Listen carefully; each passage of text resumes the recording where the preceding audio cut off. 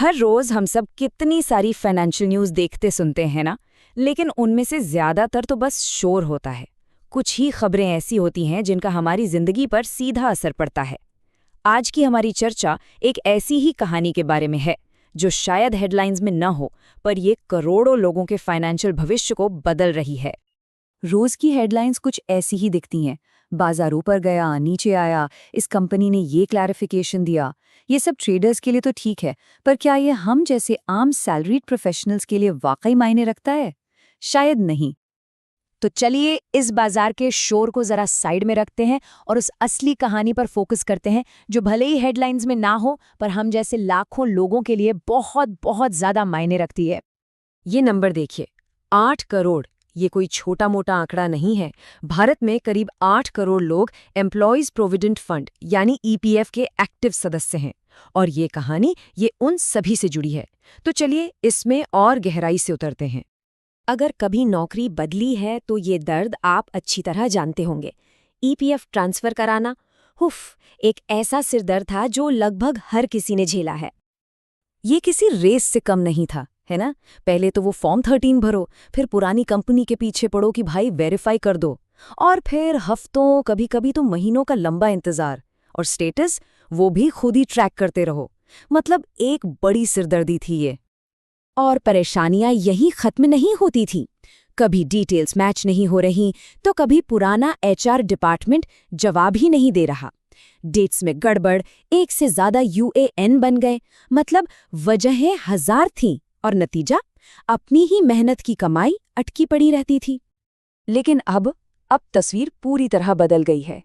इस मैनुअल मेहनत की जगह एक ऑटोमेटिक सिस्टम ने ले ली है। ईपीएफओ ने 2025 में कुछ ऐसे कमाल के बदलाव किए हैं जिसने इस पूरे प्रोसेस को, समझ लीजिए, ऑटो पायलट मोड पर डाल दिया है। और सबसे बड़ा बदलाव यही है, अब ट्रांसफर के लिए अप्लाई करने की जरूरत ही नहीं है। जी हाँ, जैसे ही कोई नई नौकरी ज्वाइन करता है और नया एम्प्लॉयर सिस्टम में जानकारी अपडेट करता है, ट्रांसफर की प्रक्रिया अपने आप शुरू हो जाती है।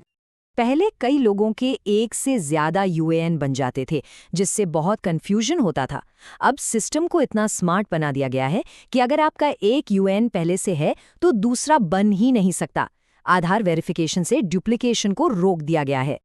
ये एक बेहतरीन उदाहरण है कि टेक्नोलॉजी कैसे चीज़ों को बेहतर बनाती है।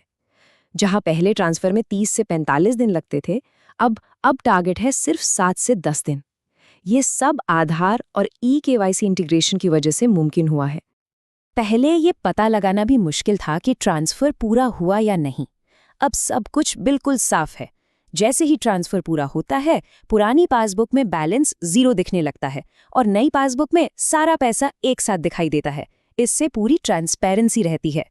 ट्रांसफर में देरी की एक बहुत बड़ी वजह थी पिछली कंपनी का नौकरी छोड़ने की तारीख, यानी एग्जिट डेट अपडेट न करना।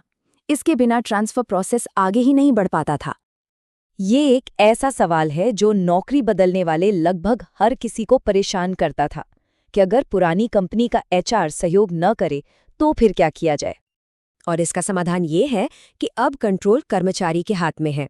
अगर पुरानी कंपनी समय पर एग्जिट डेट अपडेट नहीं करती है तो अब कोई भी आधार ओटीपी का इस्तेमाल करके इसे खुद डिक्लेयर कर सकता है और सिस्टम इसे मान लेगा। ये एक बहुत बड़ा और जरूरी बदलाव है। और आखिरी पर शायद सबसे जरूरी नियम, पहले ट्रांसफर प्रोसेस के दौरान पुराने अकाउंट पर ब्याज मिलना अक्सर बंद हो जाता था। अब ईपीएफओ ने साफ कर दिया है कि जब तक पैसा असल में ट्रांसफर नहीं हो जाता, उस पर ब्याज मिलता रहेगा। मतलब आपकी बचत की ग्रोथ कभी नहीं रुकेगी। तो इन सभी बदलावों का कुल मिलाकर क्या मतलब है? इसका मतलब है कि रिटायरमेंट की बचत अब पहले से कहीं ज्यादा सुरक्षित और सुलभ है। चलिए आगे देखते हैं कि ये कैसे हमारी सोच को बदलता है। ये एक लाइन इस पूरे बदलाव का निचोड़ है। इसका असल मकसद यही है कि आपकी मेहनत की कमाई बिना किसी रुकावट के बढ़ती रहे, चाहे आप कितनी भी नौकरियां क्यों ना बदलें। तो संक्षेप में अब ईपीएफ का अनुभव पूरी तरह बदल गया है।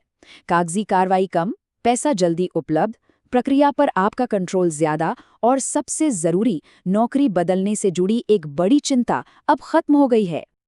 ये बदलाव सिर्फ ईपीएफ तक ही सीमित नहीं है। ये एक बड़े ट्रेंड का हिस्सा है। तो ये सोचना दिलचस्प है कि भविष्य में और कौन सी जटिल फाइनेंशियल प्रक्रियाएं हैं जो इसी तरह ऑटोमेटिक और आसान बन सकती हैं। जरा सोचिए, अगला नंबर किसका हो सकता है?